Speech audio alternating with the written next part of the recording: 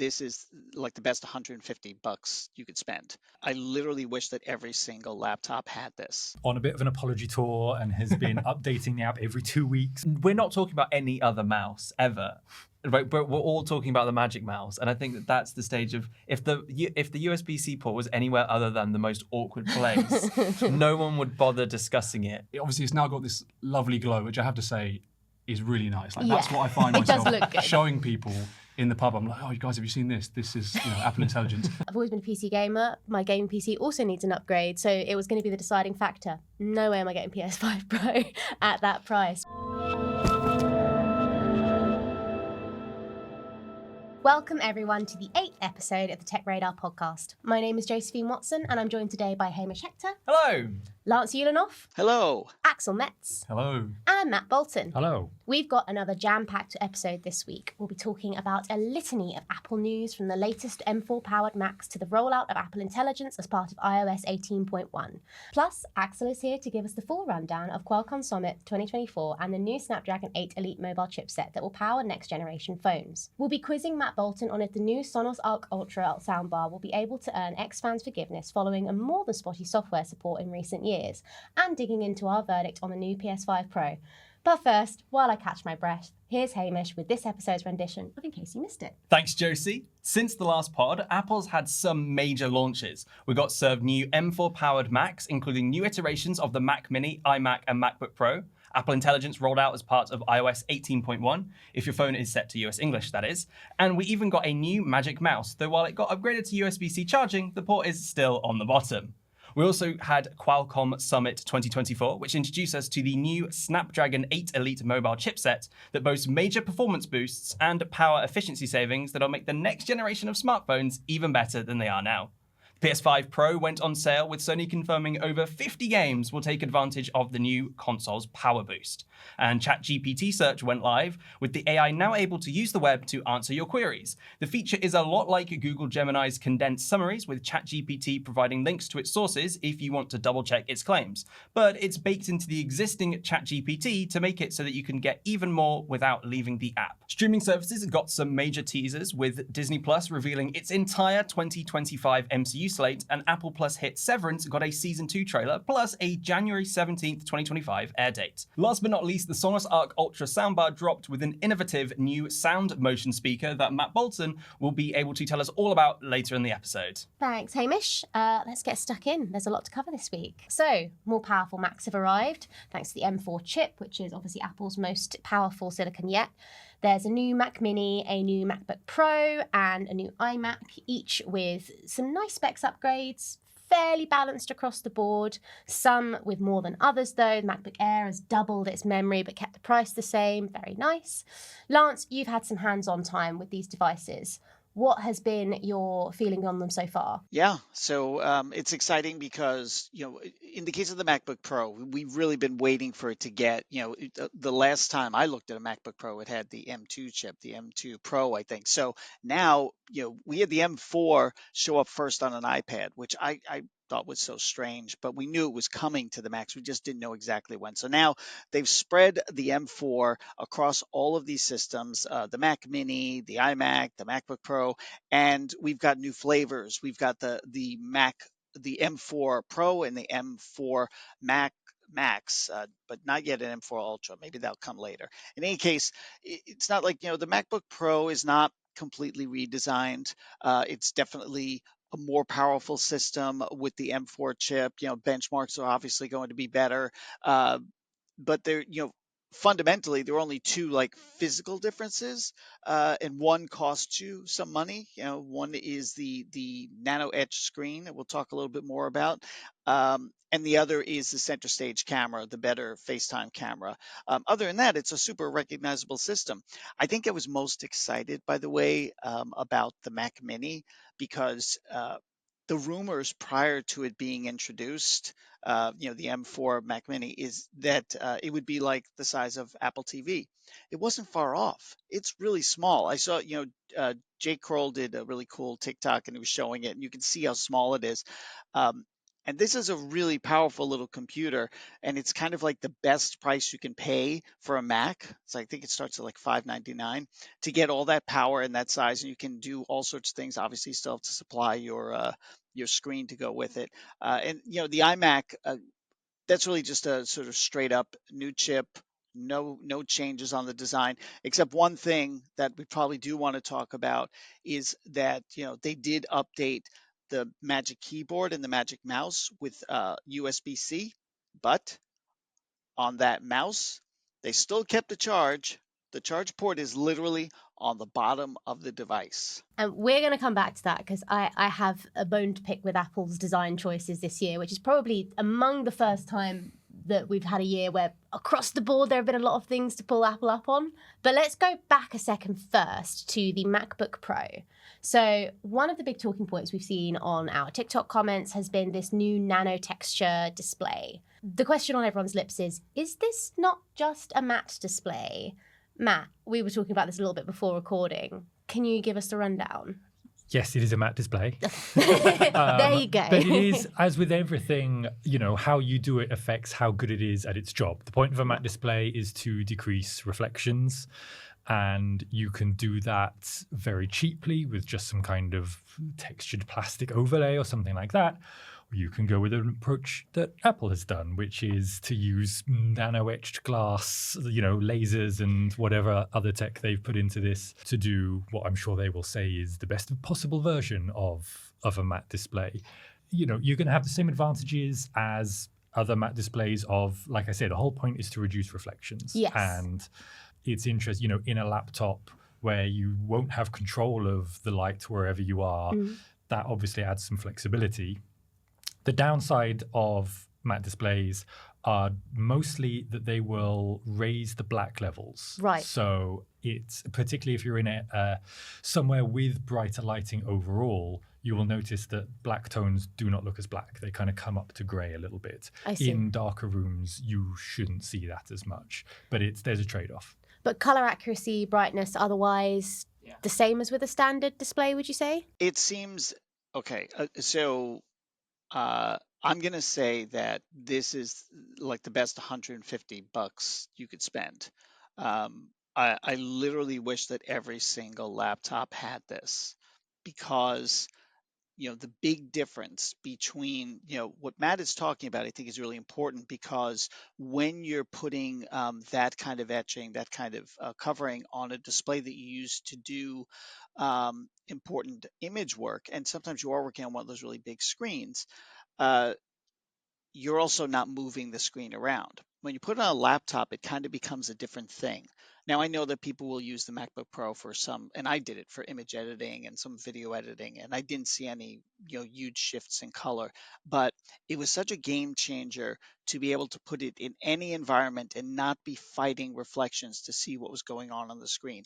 And one of my favorite things to do was to watch videos and play games, because they just looked fantastic. I just wasn't fighting any lighting at all to see what was going on.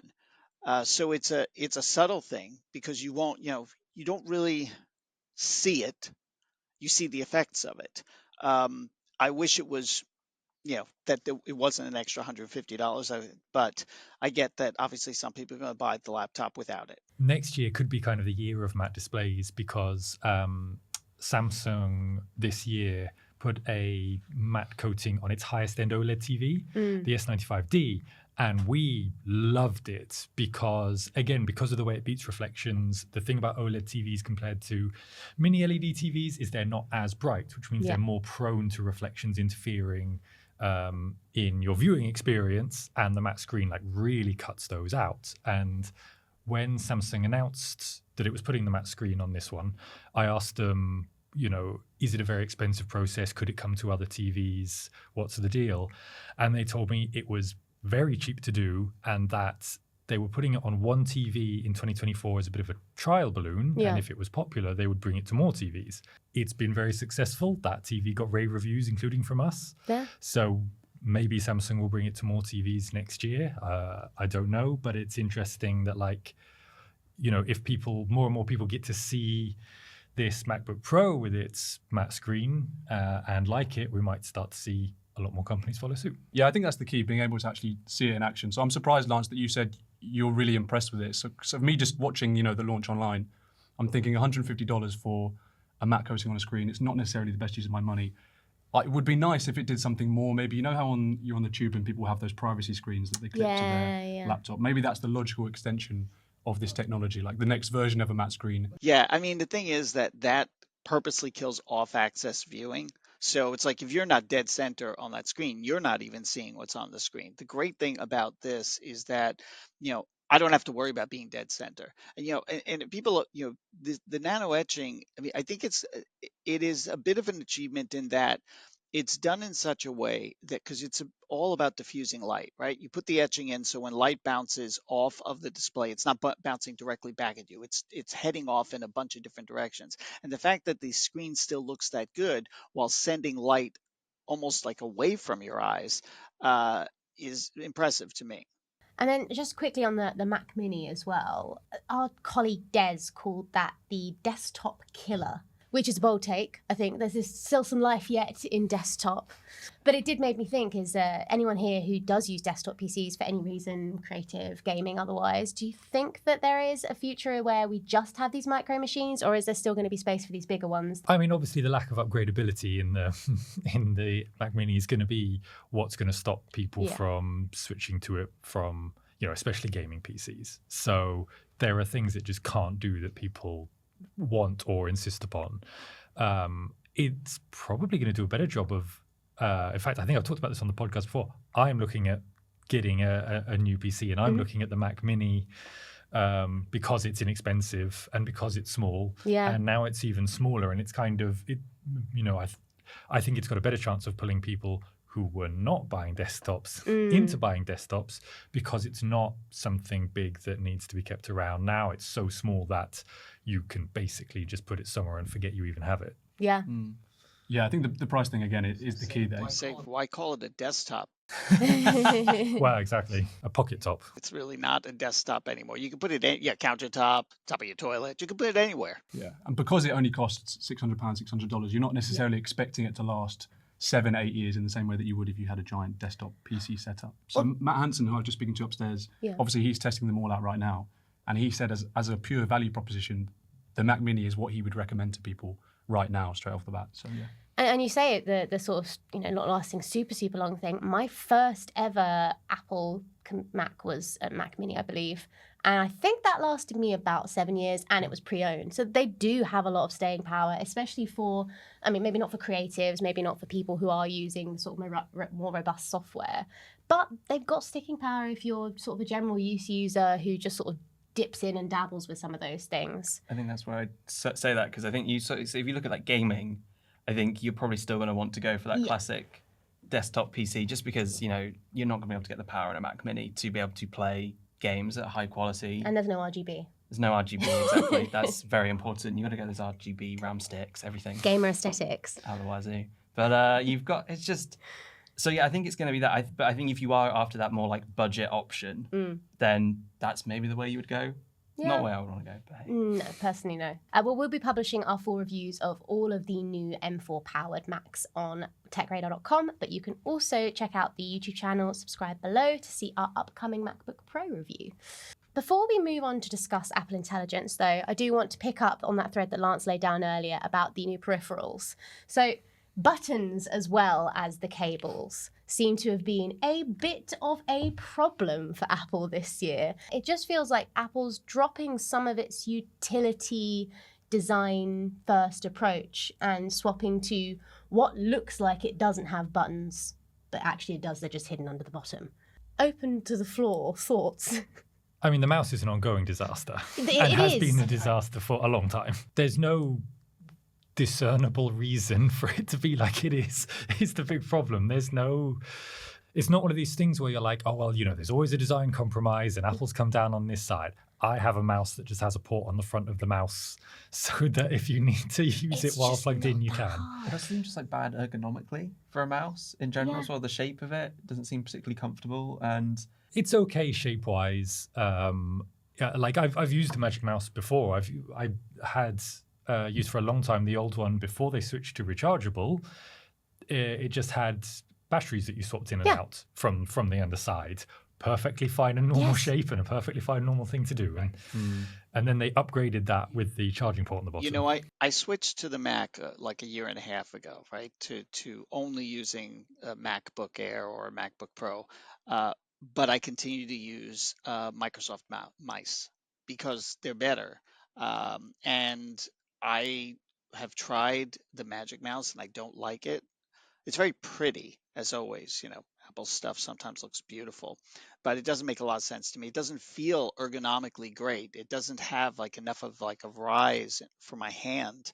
And I don't know why people use it at all. But the fact that they would deliver a brand new one with finally the right port and just leave it on the bottom is just such a shock to me. I feel like the Magic Mouse thing at this stage has got to be like a marketing thing more than it, because like we're not talking about any other mouse ever, right? But we're all talking about the Magic Mouse, and I think that that's the stage of if the USB-C port was anywhere other than the most awkward place, no one would bother discussing it. But you know, that's the mouse I can think of. If you ask me to name a mouse off the top of my head, there you go. All press is good press. Yeah. Exactly. It does seem to, unfortunately, be a pattern that seems to work out fairly well for them consistently. So fair play. So that's a nice jumping point onto Apple Intelligence. So if your phone is using iOS 18.1 and your phone is set to US English, you should now have access to the first round of Apple Intelligence tools. If you have a new enough phone. If you have a new enough phone as well, yes. Well, that's an entirely separate problem for the vast majority of iPhone users. But we've had the redesigned series come through. We've had notification summaries, smart replies, writing tools, and cleaning photos. So, Axel, you've had a little bit of time with these so far.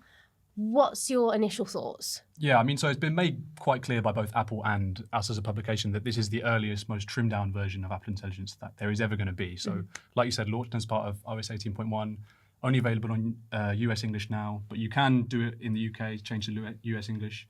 And there's a guide on TechRadar if you want to learn how to do that. Hey. So yeah, just preface that by saying it's not the full-blown thing that Apple is necessarily advertising right now. But yeah, the key features, like you said, writing tools, that's your summarization, predictive text, helping you compose emails, that sort of thing. Cleanup, which is essentially Google's Magic Eraser, Appleified. Memory movies, which is kind of like, you know how you go on your photos gallery now and you can make those slideshows of music? Sort of like that, but it's kind of telling Siri to do it for you, and it does it in a nicer, more dynamic way. Okay. Type to Siri, which is texting to Siri instead of speaking to it. That was something that was previously an accessibility feature before. You kind of had to dig into the weeds to put that on your iPhone, but that's now available to everyone. And then article summaries. I'm not sure if that's the official term for it, or it's as part of writing tools, but they're the sort of key ones that you can get right now. To be honest, the only feature that I'm really using daily is that article summaries feature. So going on to long news articles or something, and then you tap Reader in Safari, and then it'll give you a little summary option. And then it's kind of, you know, it gives you 4 or 5 lines, what it's all about, and then you can decide whether you want to carry on reading it. It does the same for emails as well. Cleanup, like I said, works a lot like Magic Eraser. It kind of works sometimes, kind of doesn't. It works best in outdoor environments, so maybe you're out on a walk with your dog or something, and there's another dog in your picture and you want to get rid of that. It's easier for the AI to discern, you know, what's behind that dog, as opposed to taking a picture of you and someone else in a kitchen. I think I tried it the other day. There was a picture of me and someone else. I tried to remove them, and it guessed that I had a microwave behind them, and there wasn't a microwave, so it was just a big black blob. So, but that's an issue with all of these tools on any device. Yeah. Siri is kind of the same functionally. Obviously, it's now got this lovely glow, which I have to say is really nice. Like that's what I find It does myself look good. showing people in the pub. I'm like, oh, you guys, have you seen this? This is, you know, Apple Intelligence, and that's what looks like the thing that Apple is advertising. Yeah. But you know, functionally, it doesn't really do that much more yet. Like all the good stuff is kind of coming later. So yeah, like I said, Siri with personal context, Genmoji, all the cool stuff that, to be honest, Apple are putting in the advertising is coming with iOS 18.2 either in December or later next year. So Lance, I don't know if you've maybe used more features than me for longer and you have a different opinion in terms of using this stuff in your actually day-to-day life. Yeah. I mean, I've been using some of it. I've actually installed the dev beta on the MacBook Pro, so I can see some of the features there, like cleanup in action, and I've used that quite a bit. And as you're absolutely right that you can easily go too far because cleanup, like all of this generative AI, can only figure out what's supposed to be behind someone if it has enough information about what's in frame, like what's actually showing up. Otherwise, it just makes bizarre guesses. The On Safari, the summarization tool, it's called Highlights, and I find it's useful, except for the fact that it's such a massive boil down that like I've used it a few times on New Yorker articles, and New Yorker articles are 3,000, 4,000, 10,000 words, and it's like it gives you a paragraph and you're like, well, that that seems like that's not possibly a true boil down. That's basically a half a thought. um so yeah, and with Siri, what I'm kind of looking for there, and what I've seen, you can ask it to do things with the system and it works pretty well, but not consistently well. It still doesn't know anything about your third party apps, which I really wanted to.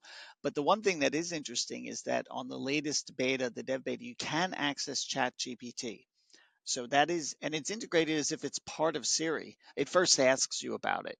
Make sure that you're cool with this and that you understand, and that you understand that Chat GPT can still make mistakes.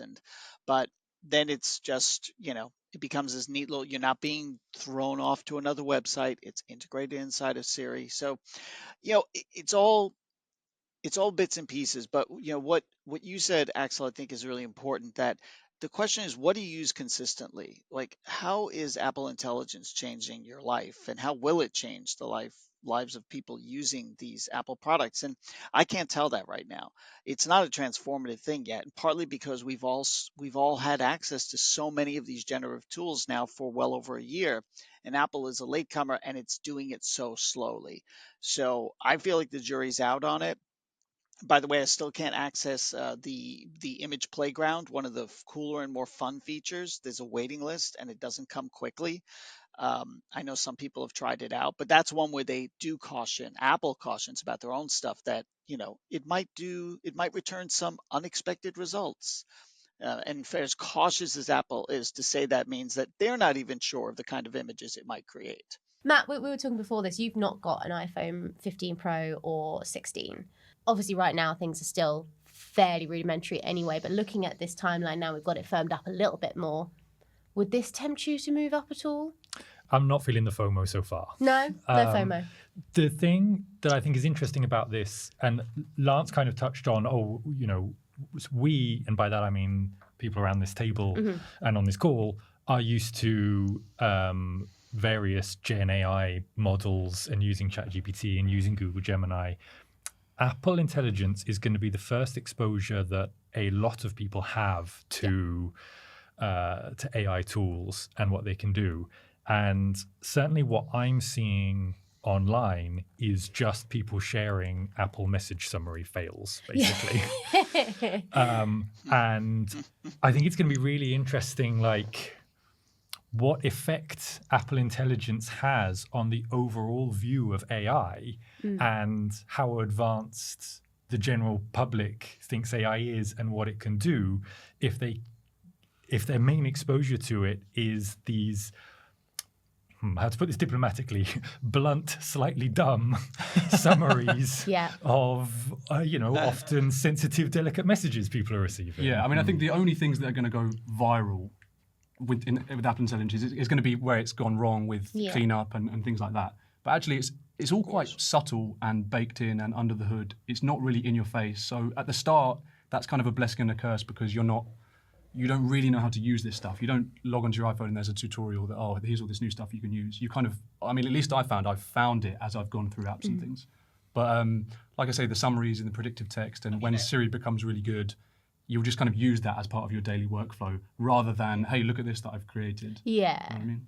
I was going to say that, one place that sort of like is a little bit more in your face, once you say, I want Apple Intelligence, because you do have to enable it. It doesn't turn on by itself. But when you do, it's the email summaries that just, then they're at the top of your email. And I have yet to find them at all useful. they show me something that I go, well, yeah, obviously, and that's something I already acted on, and I feel like you're telling me again, and so it almost like just takes up space at the top of my email. I haven't figured out why it's special or why I even need it. I did have a better time with the best thing. One of the best things I've done with Apple Intelligence was I had meeting notes from some. I think I had a meeting with the company, and I just put it into the Notes app, and it was just like really poorly organized. And I asked writing tools to basically summarize it for me, and it created a really concise bullet list. 1,000 times better than what I had done. So that was something that was actually useful. Yeah, I'm looking forward to using that feature specifically because obviously in our roles we do a lot of transcribing and interviewing and things like that, and we've probably all used paid transcription services before. Not to name drop anyone, but yeah, to have that tool in your pocket, I think that's something Android has had for a while. But for me, iPhone, to have that, ready to go whenever would be really useful. It would be. It is interesting to me as well, because you're talking about it from the point of view of, us versus the sort of general public. But there's actually like 3 levels within there of different adopters, because you're going to have the people who already have their iPhone 15 Pros, who are people who probably care a bit more about their tech, who want that higher spec stuff anyway. They're going to adapt really quickly. My mum, on the complete other end of the spectrum, is still on her iPhone X, but she asked me the other day if she should get an iPhone 16. I said no, because I know what will happen. She will get it and go, oh, Josie, I don't know what this is doing. And there's a lot of iPhone users that still fall into that category. So it's a long way off for them, but they're probably not watching this podcast. My mum certainly isn't. Well, she probably is actually. She probably shared it on Facebook, like Mum.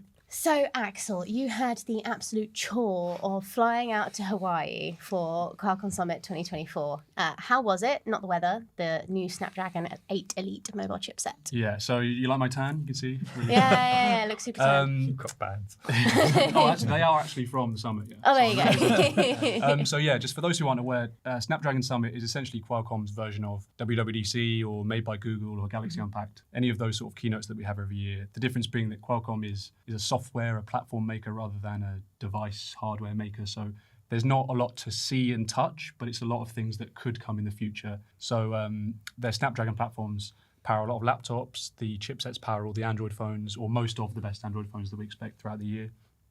So yeah, it's always in Hawaii, and it's always revolved around 2 of mobile, automotive, and computing. So usually each year, those 2 things are, what they talk about. So this year it was mobile and automotive. And the big news, like Hamish said at the beginning, was the Snapdragon 8 Elite chipset, which we thought was going to be called the 8 Gen 4 because it was the 8 Gen 3 last year, and obviously it has been for 3 years before that. So what they're doing is borrowing the naming scheme from their computing chipsets. So we had the Snapdragon X Elite in the computers, and now we've got the Snapdragon 8 Elite in the phones. So the obvious implication there is that you'll get desktop or computer-like performance from your phones. In terms of what's been confirmed to get it, we know that the OnePlus 13 will get it, the Xiaomi 15 will get it. The Samsung Galaxy S25, which hasn't officially been announced, but that will definitely get it, because Samsung was there in Hawaii to announce the ongoing partnership, and maybe they'll again do the made for Samsung kind of tweaking of that specific chipset. So yeah, it's difficult to say how good this chipset will be without actually having used a device that uses it. At the Summit, they had these reference devices, dummy devices that are powered by the platform that you can kind of use a lot of features for, but you can't really do all that much with. But we did report the other day on a story, a leaked Galaxy S25 benchmark. Again, not completely confirmed that the Snapdragon 8 Elite is in that phone, but it's 99% sure it is. And the benchmark scores pretty much blew away the 16 Pro. So that it doesn't usually happen with Qualcomm Snapdragon chipsets. And obviously, again, it's one of these things, benchmarks, how much can you really tell from benchmarks? But from a power point of view, it's going to be seriously powerful. And I also asked Qualcomm directly, can you talk to us about the real world implications of this chipset? Obviously, benchmarks are great, power is great. What can we actually expect from a real world point of view? And I think the guy specified to me battery efficiency, which essentially is longer battery life. That's not too exciting because we expect that every year from the chipset, but they're promising big numbers again this year. Gaming performance, and also web browsing experience. So the executive I was speaking to was talking about how usually you have mobile versions of web pages and desktop versions of web pages. And usually the experience on your mobile is kind of a compressed or fewer features of that web page on your phone. Now they won't have to make that compromise. You'll get the same sort of desktop experience, and everything that pops up on the desktop will pop up on your phone, and it'll be a similar level of smoothness. Do I want that? Well, exactly. Yeah. Whether you want that or not is another thing. I mean, I would always think that's as much about aspect ratio as it is than the actual things coming up on the page. Yeah, 6 inches versus 15 inches. Yeah, but exactly. yes. It's a weird hill to die on. Yeah, I mean, that's a technical thing. I wasn't even aware that there's all these different things going on behind the phone selects whether it uses a certain version of a web page. But the point is, web browsing will be faster than it was before, basically. And then also, they love to talk about faster generative AI processing, as everyone does all the time. So essentially, that means the tools that Samsung and Xiaomi and OnePlus that put into their phones next year, these tools are supposedly going to be quicker. And they showed off a couple of, like I said, on these dummy devices, new generative AI tools that these companies could implement. So again, Qualcomm is like a platform, a software manufacturer. It gives Samsung, it gives OnePlus the tools to go ahead and use those platforms to make features. So it was showing off something where, as you're holding the phone in the kind of camera viewfinder, so you open up the camera app and you can hold it over a receipt or a bill, for instance, and then you can use your voice assistant to split the bill for you and tell you how much you should tip and all of this stuff. Although that was quite funny to watch because it did spend as long listing out every single number on that receipt So as it did honestly, calculating the example they showed us, it would be quicker to do it yourself. The point is that it's able to kind of, the voice assistant, your voice, the camera, the Gen AI, it's all kind of mixing and interacting with each other. Yeah. So this stuff is getting better. And I mean, the 16 Pro benchmark versus the S25 is very promising. So Android fans have a lot to look forward to, I think, next year. Definitely. Well, I think it's interesting that, I don't know what the guy's talking about with websites, like why he told him that, because, there's a thing called responsive design. I mean, it's just the weirdest answer. But I think the most important thing that Axel said is the generative AI. Every time I've reviewed various phones, Android phones and Apple's phones, iPhones, what I keep saying is that at this point, with the processing power, mobile processing power we have, there's so much headroom. Like you can do virtually anything with them. Yes, they can all do almost console level gaming. I mean, I've played console level games on some of these phones. They're great for web. They're all the basic stuff. But when it comes to generative AI, that's when it finally gets interesting. This is the thing. This is why we're getting more onboard memory, because it's the main thing that is really pushing these chips the hardest. And it's also where you see the cutoff from what can be done locally versus what has to be done in the cloud. Because they can only hold the model level, the size of the models, is constrained by the amount of memory and the amount of processing power that's local. That's why Apple does, for example, ChatGPT in the cloud, in their private compute cloud. But as these chips get more and more powerful, and as they add, maybe we get 16 gigabytes of RAM to start on these phones, we're going to do even more locally. So I think that's the really important thing. And that's why we just keep, they're building more power because they can. Because they can do it also more efficiently, right? We're down to 3 nanometer or whatever size we get. And so it's still more efficient. But the place it'll be used is in all of this AI, and everything else. It's kind of like we've almost reached a level. What are you really going to do on your smartphone, right? How much pro level creativity stuff are you going to do on a device which has a 6 or 7 inch screen? Probably not that much, but you'll probably do a lot of generative AI. So onto a completely different kind of tech. We're going to talk about the PlayStation 5 Pro now. It's hit the shelves, reviews are pouring in, including our own. Our managing editor of gaming, Rob Dwyer, says the advancements are glorious and bring a new level of immersion and beauty to games, highlighting evolutionary steps of 2 terabytes of storage and Wi-Fi 7 as a big factor in its 4 out of 5 score. But we've had some lukewarm responses in the panel when we've talked about the PlayStation 5 Pro before, and even 4 out of 5. It's not a wow score. We kind of expected that. But I'm intrigued to know, has anyone changed their mind on upgrading to this beefier mid-generation step up? I'm going to start with you, Hamish, because you were on the panel when we last spoke about it. Yeah, I think my main sticking point is at the price. It doesn't come with a disk drive, which is like a huge thing, I think, for people who are a little bit more baked into the PlayStation ecosystem that might want to upgrade, are also the sorts of people that might still have, well, not just PS5 discs, but say like PS4 discs they want to go back and play. I was speaking to Dash Wood from TRG as well, and he was saying that's a big reason he doesn't want to upgrade. And it's $80, £80 to add that, isn't it? It's something silly. Yeah. And also, if you want to have it flat, that's fine. But if you want to have it sat upright, you've got to pay an extra load of money for a vertical kickstand. And that sort of nickel and diming on a pretty pricey console feels like kind of crap. Yeah. So also, I think the big issue that Sony's had this year is there's not been like a tentpole new release coming with the PS5 Pro that sort of tells you this is why you need to upgrade. It's like, I mean, there are over 50 games that are better on PS5 Pro, and that's not nothing. But if they're like, oh, and Marvel's Wolverine is out right now, and this is why you should get a PS5 Pro, it's like, okay, I could be convinced to trade in my PS5 and get the Pro, but because it's like, well, I'm playing Balatro, that's going to look just as good on a PS5 as it does on a PS5 Pro, or, I'm playing Call of Duty Black Ops 6 as well, that probably will look better, but it still looks pretty darn good on a regular PS5. So I'm going to stick with what I've got, and maybe the PlayStation 6 will convince me, but again, I'm also a bit worried about seeing the price of this. Is that also going to be a huge, even more money? That's kind of where I'm thinking of worried about all of this. It does feel like a bit of a desperate cash grab before they even get to that point. Because then at that stage, if you are £800 to £1,000 or dollars for a console, it's like, well, should I just stick with a gaming PC? Because that can do so much more than just play games. And, eventually those Sony first party titles are going to come to PC. I might have to wait a bit longer for Spider-Man 3, but if it's saving me a load of money, maybe I will. Probably won't, but you can maybe I upgrade would. it as well. Yeah, exactly. What about the two of you? You're both PlayStation 5 owners, correct? Yeah, I mean, I'm definitely not anti PS5 Pro. Yeah. I mean, I think there's certainly a consumer and a market for it, but for me, I'm not one of those casual FC25, Call of Duty, that sort of gamer, and I don't think those games, which are wildly popular, you think of Fortnite and things like that, they don't necessarily need this power. These players that are playing them all the time are not thinking, oh God, I wish I had a bit more graphical fidelity, playing Fortnite. So yeah, I agree with you, Hamish. I think it needed, as part of the advertising, a kind of core game that showed off what it could do. And then, yeah, maybe that would have convinced me, but I won't be upgrading from my standard PS5. What about yourself, Matt?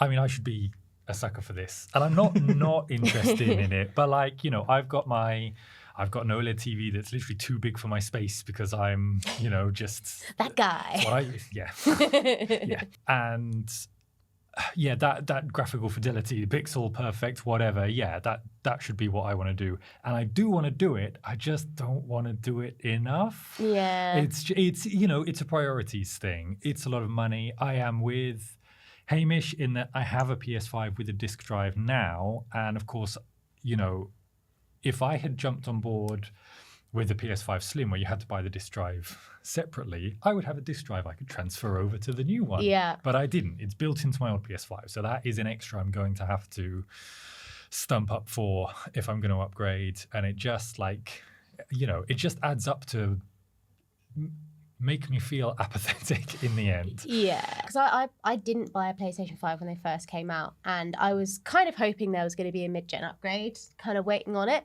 thinking, I've got a bit of money that I've put aside. I've always been a PC gamer. My gaming PC also needs an upgrade, so it was going to be the deciding factor. No way am I getting PS5 Pro at that price when I could just upgrade the gaming PC I've had for 5 years. That still works perfectly fine, just needs a little bit of zhuzhing.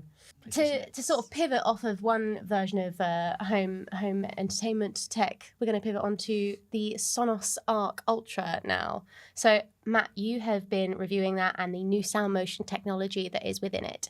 Can you give us some of your initial thoughts, please and thank you? Yes, so let me explain sound motion first, which is this new kind of speaker driver that was being made by a company called Mate previously. I was supposed to get a demo of it, and then Sonos bought the company and all demos suddenly stopped. And we've been waiting a few years since to see what Sonos would do with it. And a soundbar always seemed obvious because the point of Mate's technology, which they called heart motion and is now called sound motion, is that it enables particularly much bigger, stronger bass from a far, far smaller speaker driver than is normally necessary. The thing about speakers, especially if you want to produce bass, is there is no substitution for size. You need to move a lot of air, And the way to move a lot of air is a big old speaker. That's why subwoofers are this big. So sound motion is clever because it basically pushes air in two different directions at once in this weird compact design that used to be called heart motion because it kind of looks like the valves of a heart, the way it moves. It's a slightly odd looking tech, but although I know that Sonos has adapted it slightly since the version that they showed off originally.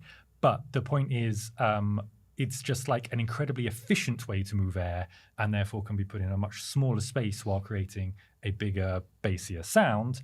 And so is ideal for something like a soundbar where if you don't want to have a separate subwoofer, it can create more bass, more home cinema impact in a smaller size than if you were trying to do that by just fitting in lots of mid-range woofers or one big subwoofer. So I've currently got the Beam Gen 2 and the Sub Mini. If I was looking to upgrade to the Arc Ultra, it's probably going to be a huge step up in cost. But let's say I was in that mindset. No, it would be the same cost as those two. Combined. But would you say like that would kind of do me fine? Or would I probably still want to get would I want to keep hold of my Sub Mini for that extra bass or even get a regular sub? Or do you think actually as a soundbar it kind of does it all on its own? You'd probably want to keep hold of the Sub Mini because, again, it's bigger. It can do more than the woofer that's built into the Sonos Arc Ultra. The thing about the Sonos Arc Ultra is by having this big sounding yet compact bass driver, they've been able to fit in more speakers across the whole range of the soundbar. So it's got, I think, 14 speakers built in now, and they say that it generates 9.1.4 channels of sound, which is kind of theoretically 9 around the side and then 4 height channels for Dolby Atmos, 2 of which are virtual. So, compared to your Beam, it's just doing a lot more. It can fire sound in more directions, so it can give you a way more convincing 3D sound space. The Arc is designed to be sold and used on its own. You can attach a subwoofer, and especially if you attach the Sonos Sub 4, which I tested as well, the amount of bass is like on a completely other level to what the Arc Ultra can do on its own. But as a reasonably compact, reasonably, demure, it kind of hides away in the room, it doesn't overtake things. One could say mindful. Indeed. There's no other single unit soundbar that sounds as good as the Sonos Arc Ultra. Certainly not for the price of under £1,000 or $1,000.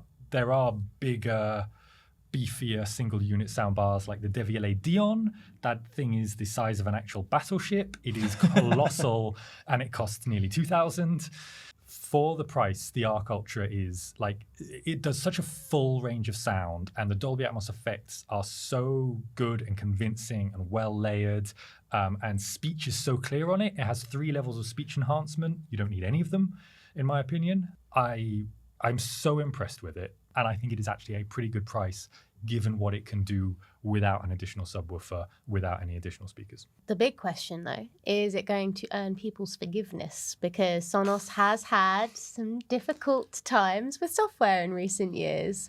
Where's that situation at, and what do you think this is Arc sort of represents in that? So part of the problem Sonos has had since it changed its app and caused a lot of problems for a lot of people while doing so, Sonos has been on a bit of an apology tour and has been updating the app every 2 weeks with more bug fixes and adding back in features. And they say the app is basically feature complete now, and they are still doing bug fixes. I can only speak to my experience because, the problem with software is it goes weird for all kinds of different people. I had 0 problems setting up the Sonos Arc Ultra. I kept chopping and changing because I was trying it in different configurations with and without sub, with big era 300 rear speakers.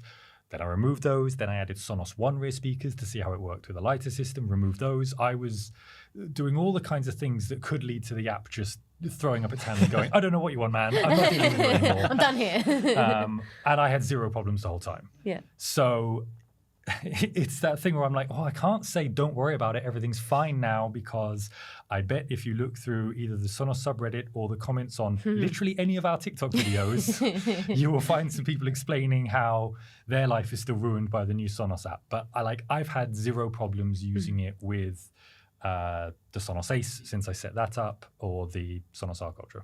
hopefully that's good news then. I was just going to say that Sonos's problems go back before the software updates, where they started bricking old.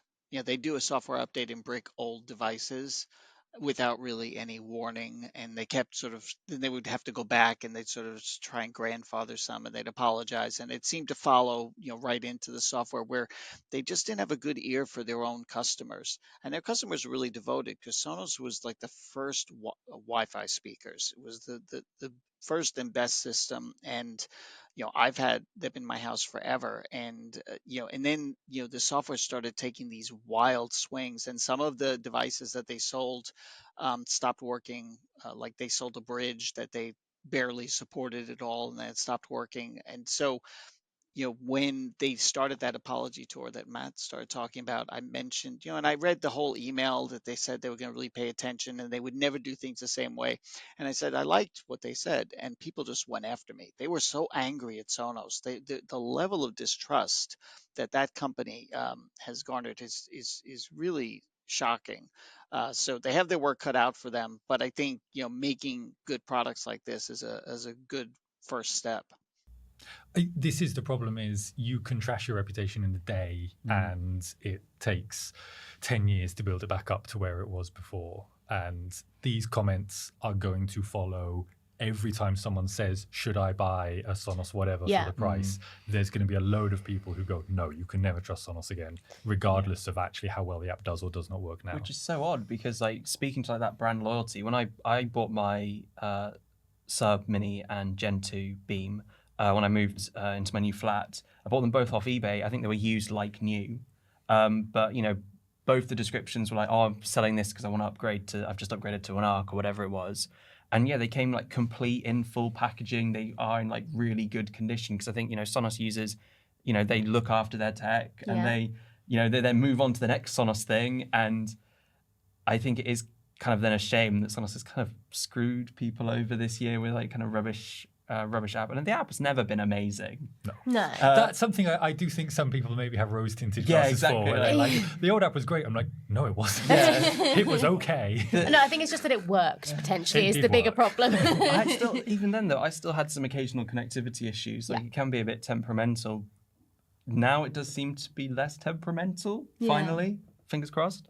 But yeah, it's definitely, you can ruin your reputation in a day, and I don't know if that will ever recover. It will take a long time to recover.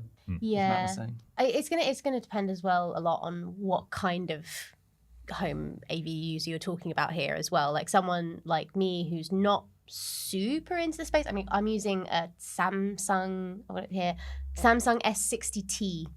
At the moment, it's aging, and it was second hand when I got it as well. So like, I'm not exactly precious about my AV system, but if I had bought something that I'd spent money on, especially as someone who's not into it, I'd actually be more annoyed, I think, than if I was someone who was a big fan of it, because you've spent a lot of time researching, you've gone into the weeds of like understanding why people like this thing, and you've gone, okay, this is a good purchase, and it just doesn't work. I think that's probably a fair portion of the people who are saying, no, don't do this. Yeah, and there's also just the thing of, we replace some products more often than others. Mm-hmm. So, Apple can come up with a redesign to iOS that's controversial and maybe it annoys some people, but we all kind of, like, people replace their phones fairly often. It's getting slower now, but still pretty often.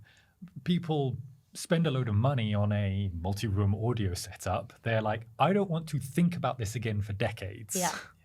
And something like this happens and they're like, was it a waste of money? I don't want to, I don't want to have to think about this. Yeah. So you can check out all of the reviews of the devices we've mentioned today on TechRadar.com, or you can subscribe below to our YouTube channel if you want to see the upcoming videos on the MacBook Pro and the Sonos Arc Ultra. We've also got Black Friday around the corner as well, so make sure you check out TechRadar.com for all of the deals hubs and the coverage we'll be doing of the very best prices to get this Black Friday. Otherwise, that is all we have time for today, folks. Thanks so much for joining, as always, and we'll catch you in the next episode. Bye! Bye! Bye! So much more cheerful Is this that week. better? It's so much more cheerful. Thank you. I thought no one has to buy with me either.